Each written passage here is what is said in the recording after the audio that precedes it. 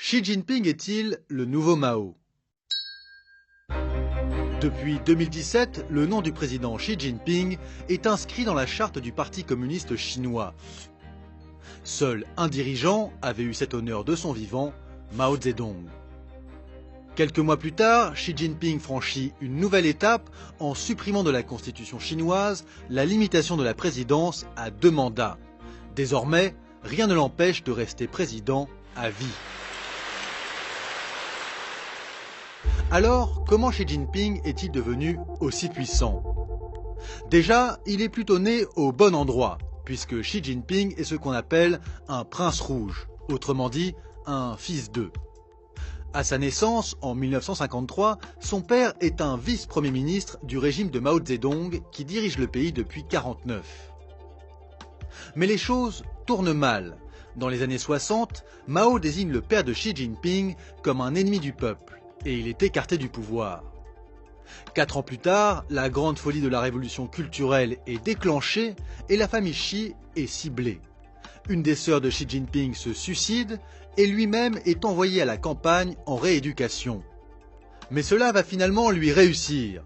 Pendant cette période, Xi Jinping lit beaucoup, il s'intègre et finit par entrer au Parti communiste après de nombreux refus. Aujourd'hui, il a fait de cet épisode un argument politique. Il y a même un musée dans la ferme où il a vécu et il revendique cet héritage populaire.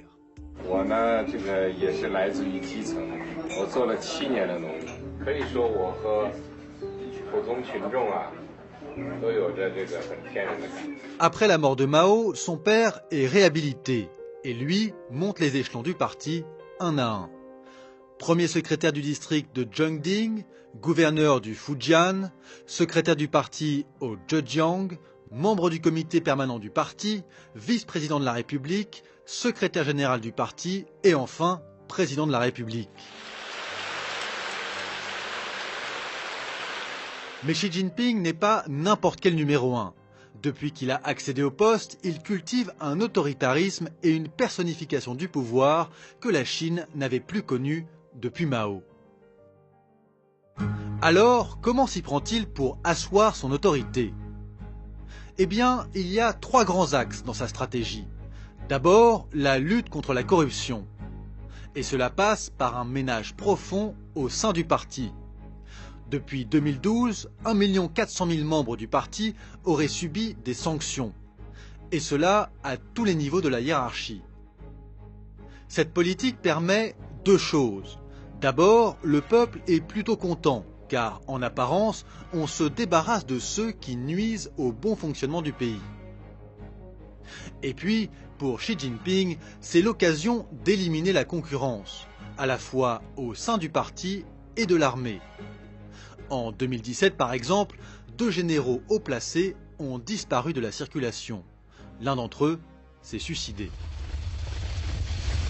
Deuxième axe de la stratégie Xi Jinping, le culte de la personnalité. Depuis qu'il est au pouvoir, le président est glorifié partout, sur des affiches, des magnettes ou des assiettes. Cette omniprésence s'observe beaucoup dans les médias officiels sous contrôle. Par exemple, dans le quotidien du peuple, le journal officiel du parti, le nom de Xi Jinping apparaît bien plus que celui de ses prédécesseurs. Sur ce graphique, on voit le nombre de fois où il a été mentionné chaque année de son premier mandat. À titre de comparaison, voici ce qu'il en était de son prédécesseur Hu Jintao lorsqu'il était au pouvoir.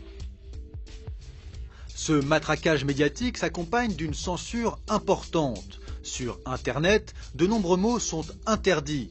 Le China Digital Time, un site indépendant, tient par exemple à jour une liste de tous les termes bloqués sur Weibo, l'équivalent de Twitter en Chine. Parmi ces mots, il y a par exemple Winnie l'ourson. En effet, depuis que des internautes ont comparé Xi Jinping avec le personnage de Disney, il est interdit dans le pays. Mais cette censure ne touche pas que les mots. Des journalistes, des avocats, des militants, des intellectuels sont aussi jugés, emprisonnés et exilés parce qu'ils ne sont pas d'accord avec le régime. Enfin, troisième axe, Xi Jinping exalte le nationalisme et le rayonnement international de son pays. Pour cela, il s'appuie d'abord sur la santé économique chinoise. Malgré un ralentissement, la croissance se maintient à un niveau très élevé, 6,9% en 2017, soit 3 fois plus qu'aux États-Unis.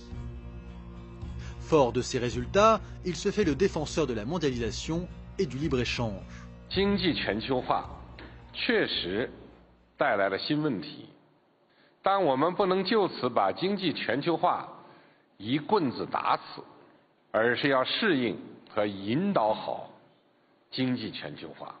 Ce positionnement est une réponse directe au repli américain amorcé par Donald Trump. Et pour accompagner ce discours, il s'appuie sur un projet ambitieux que l'on appelle souvent les nouvelles routes de la soie. C'est un vaste réseau d'infrastructures et de partenariats pour fluidifier le commerce entre l'Europe et l'Asie. Le projet concerne plus de 60 pays et devrait assurer à la Chine un marché gigantesque. Ensuite, sur le plan stratégique, Xi Jinping mise sur une Chine expansionniste. C'est lui qui a fait installer la première base militaire chinoise à l'étranger, à Djibouti, en Afrique. Et c'est aussi lui qui multiplie les constructions sur différentes îles en mer de Chine pour appuyer ses revendications territoriales.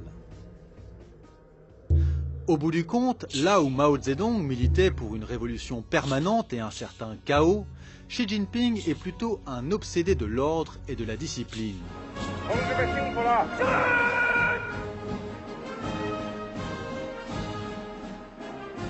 Sur le plan international, la mondialisation et le libre-échange qu'il défend sont bien loin des idéaux communistes de Mao à l'origine. Reste un grand point commun, l'autoritarisme. Cette manière de s'imposer au fil du temps comme leader incontesté, quitte à employer les méthodes les plus radicales.